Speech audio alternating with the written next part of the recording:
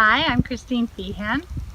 I obviously am a writer, but what you might not know about me is that for 27 years I was in martial arts, have an instructor's license, a third degree black belt in Tang Soo Do Muay, and one of my passions was to teach women self-defense. I worked with battered women and rape victims. This is my son Brian. Brian also holds a rank in Tang Soo Do Muay, and he often helped me teach women self-defense. I really feel and am very passionate about, I think that every person, but particularly women, should have some self-defense moves. And they don't have to be in martial arts, but you really should learn the basics of how to get out of very bad situations. The very first thing is use your brain. That's your greatest weapon. If a confrontation starts up anywhere, in a bar, wherever you are. Family function. Yes, walk away, get out of it. Violence is your last answer. It's better to just leave. If you are in a situation in a parking lot and there's an elevator and you get a bad feeling, there is no reason why you can't turn around and walk away and not take that elevator. Women have a tendency to not want to hurt anybody's feelings, not want to look bad. And it's okay. It's okay to just be like, this situation isn't right. You don't have to say a word. Just get out of it.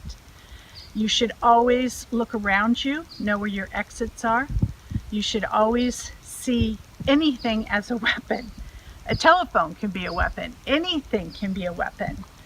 And you have to realize that it's very important not to engage. I mean, I'm taught how to do things. He's still going to be stronger than I am. Booyah! I'm a guy. So, one of the things, this is a very, very simple move that I like to teach. It's my favorite to teach people. You want me to be the villain? You're the villain. I actually got something for this that she doesn't know about. These are my villain gloves. He has villain gloves. They're my creepy night. That's really creepy. Isn't that creepy? That's what Michelle says. She says they're creepy, so naturally I still wear them. All right. So if he does get his hands on me and he grabs me, if I pull away, you can see, hey, he's stronger. I'm going to be going where he wants me to go. She's my mom, so try not to hurt. It's an automatic reaction that he can't stop and I can't stop for him to tighten his grip on me. If I pull away, I'm not, even if I'm like this and going against his thumb, it's going to be pretty hard to break his grip. So women have a tendency, as soon as a guy grabs them, to try to jerk free. You have to try to learn to overcome that particular instinct. So when he grabs you, what you want to do is when he pulls me, I move into him and see, it's an automatic reaction for him to loosen his grip. So plus at this point my arm comes up, everything comes in. Can't do much at all. I'm stuck in this position. The only thing I can try to do is wrap an arm this way. But he's not going to be able to do that because as he grabs me, I'm going to go into him as hard as I can with my hand into his face, into his eyes, into his throat, and I'm in a perfect position to come up between his legs. And guess what? I'm going to run. I'm going to get out of there. I want to put him down if I can. If I can't, do as much damage as I can. And I want to get out. I don't want to continue to engage with him. The whole thing is to break and run. Get out. You also have to commit 100%. Women also have a tendency to go, I'll try to talk my way out. I'm going to be so good. I really don't want to hurt him. No, you do. He's trying to do something. He might want to take you someplace very bad. You want to actually hurt him. not him. And that's why I go to therapy. Just kidding.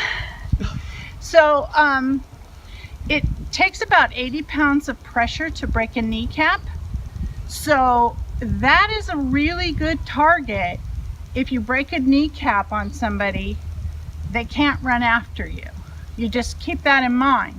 But you have to be very precise. When he's wearing baggy pants, it might be hard to see where his knee is.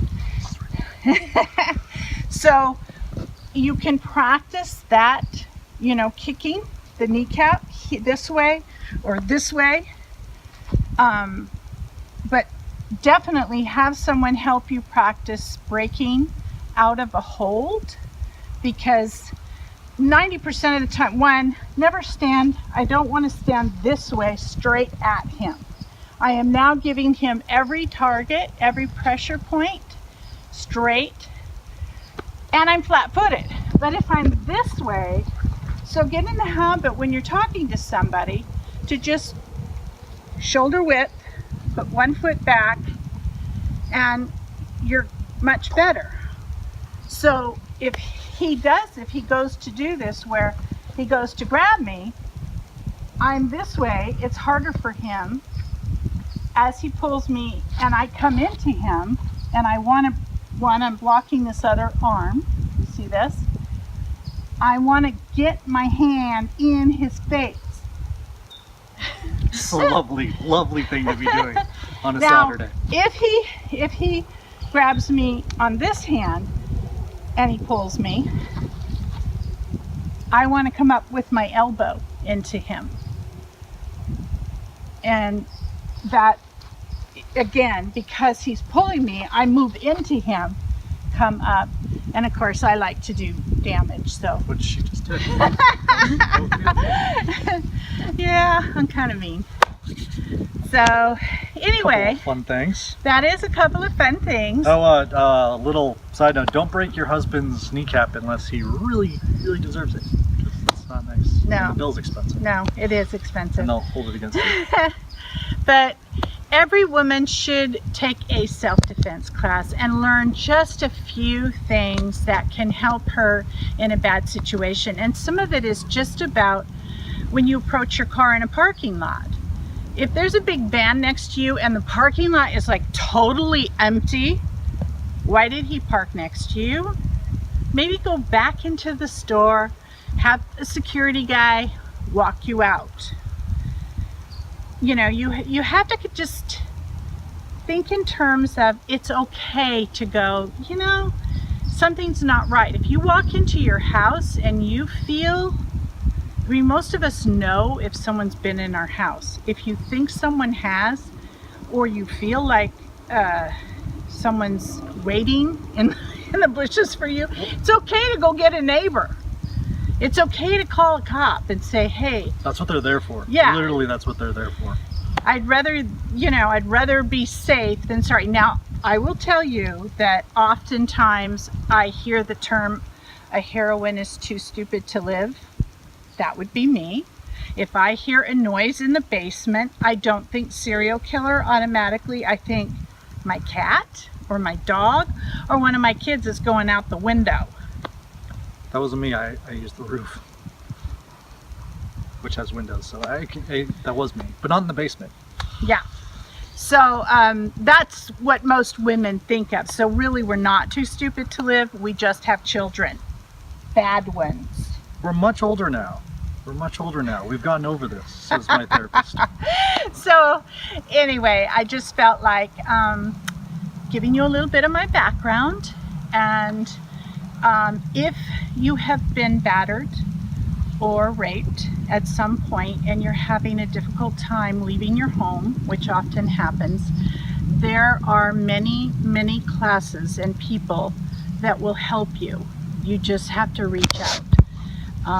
We did so many of them, and I can tell you from experience, you're a stronger person and you feel more confident, and you can reach out to other women and help them, and it just becomes this very strong network.